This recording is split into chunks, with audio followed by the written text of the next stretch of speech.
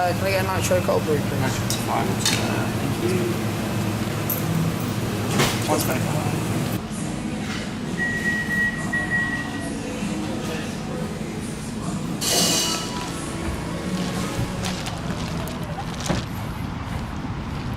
So this is the first vlog. To be honest, I've been putting this off quite a lot. Mainly because walking around with a video camera is a little bit unnerving. Mainly because I don't like making people feel uncomfortable, and as soon as you get a video camera out and start walking around with it, everyone looks at you funny. I don't know if any of the other bloggers have really addressed this, but there's definitely like a feeling of a bit like unease.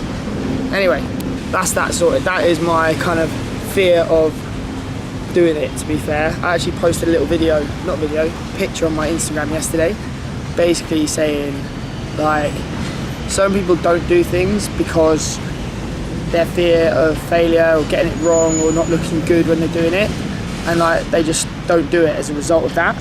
And to be honest, I've been doing it. Like, I've not started this blog because I was a little bit worried it wasn't going to go very well, and because of my worry about what other people are going to think when I'm walking around with the camera. Anyway, what is the vlog about? What's the point? Well, mainly fitness. I'll be completely honest with you.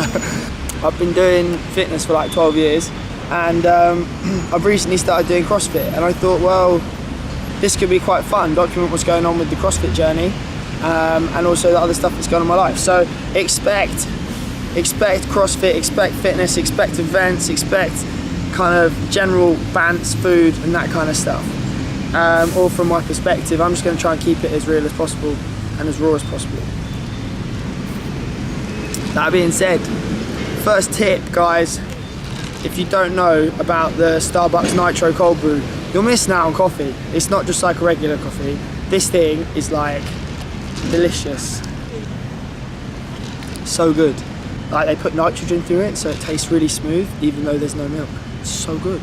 Oof, about this morning's workout, which I'll play for you now. Down here at gymnasium, everyone is tearing it up in the background. I am going to be jumping in on the Athletica class in a minute. Pete is going to be absolutely tearing us a new one. It's 7 AM, so excuse the eyes. Anyway, this is Athletica.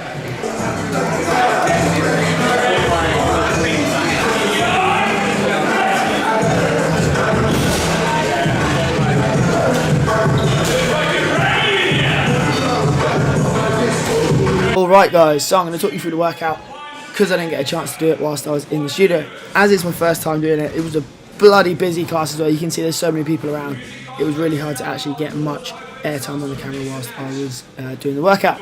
Anyway, first off, what we've got is three 3-minute rounds per station. You get 1 minute rest per round on the station, then 3 minutes rest between stations, okay? First one you can see here is 10 hand clean and press on each side, and then we're going to go into the rower in a minute. So I'm just going to go jump on there, get myself set up. Alright, now I had about 2 minutes left on the rower after getting through all those hand cleans. I tried to set myself a steady pace around 1:45 per 500 meters. That's a pretty decent pace, nothing too aggressive. I was doing alright in this one, just kind of pacing myself. Now, obviously, shirt's coming off. It gets really sweaty in there. At the moment, I'm actually not doing impact work, so I substituted the burpee box jumps you see the other lads are doing with pull-ups. Went for strict ones this time because there wasn't much space to want to do any kipping. So they were doing 15 burpee box jumps. I went into 15 pull-ups, trying to keep it strict, but at the same time you see there's a little bit of a flick. CrossFit obviously gets a lot of jip because of the kipping pull-ups. It's honestly just a completely different exercise. A kipping chin-up and a strict chin-up, they're just completely different. You get much different muscle fatigue, and it's just a completely different exercise, like chalk and cheese. Then we were pairing that with the assault bike. This is an interesting combo. So obviously upper body, all upper body dominant on that pull. I tried to hit 600 watts. That was my plan initially. That failed very quickly and actually dropped down to 450 watts because I had 2 minutes basically again to get these to get as many cals on the assault bike.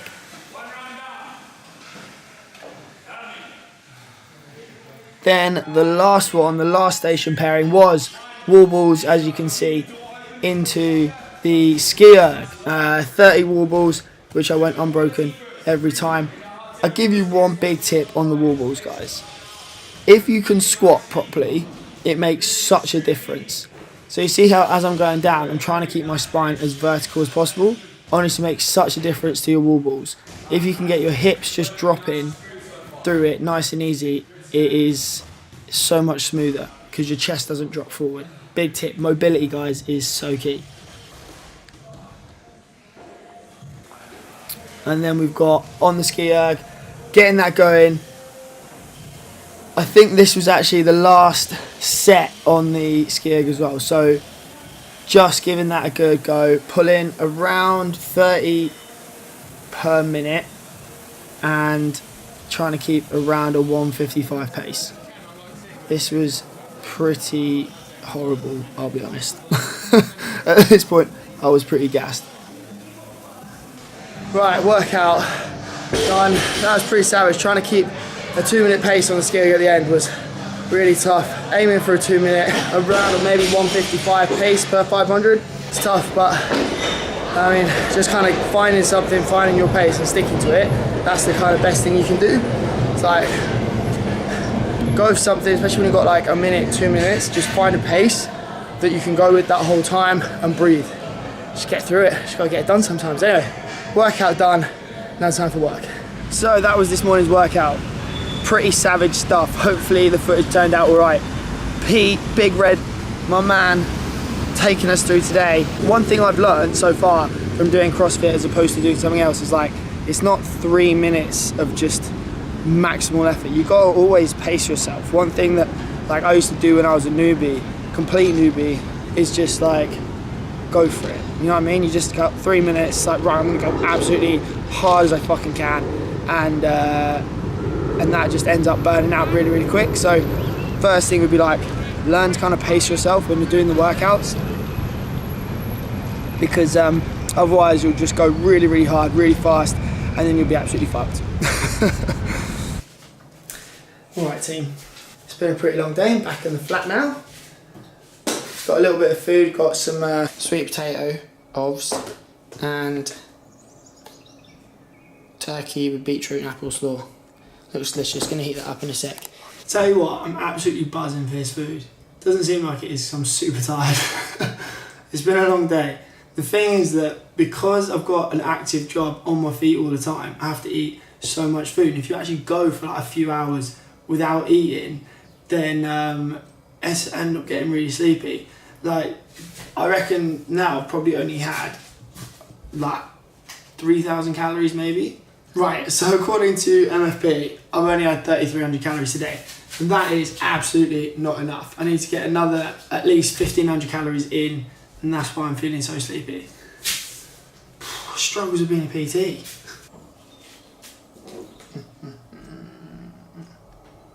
So nice. Right, so I'm about to tuck into my food. I'm going to sign off the end of day 1 vlog by saying, I hope you all had a great one. Thank you so much for watching. I'm going to try and do 2 per week. That's the plan. But yeah, hope you enjoyed it, and I'll see you guys in the next episode.